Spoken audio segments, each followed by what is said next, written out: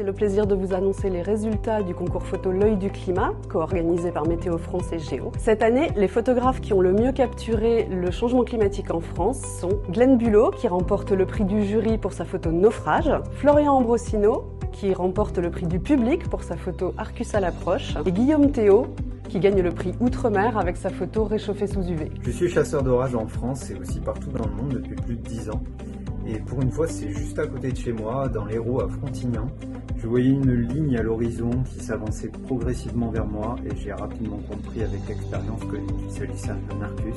Là, il a fallu que je sois très précis dans la prise de vue parce que l'arrivée d'un Arcus, c'est aussi synonyme l'arrivée de vent fort et de fortes pluies. Avec ce ciel un petit peu apocalyptique, c'est exactement ce qu'on pouvait voir en vrai. La photo Naufrage a reçu le prix du jury de l'édition L'œil du climat 2024.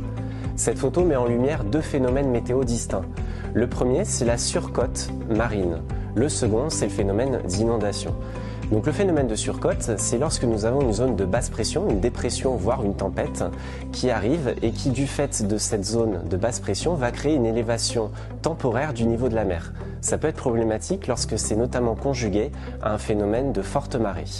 Et puis le second, c'est bien sûr le phénomène d'inondation lorsqu'il pleut beaucoup sur un même lieu, parfois en une courte période de temps. En climat futur, on ne peut pas dire si on s'attend à avoir plus ou moins de tempêtes en France et si leur intensité sera plus importante qu'auparavant. On peut néanmoins dire que nous serons plus vulnérables face à ces tempêtes. Avec le changement climatique, le niveau de la mer va augmenter et donc le phénomène de submersion marine devrait être plus important.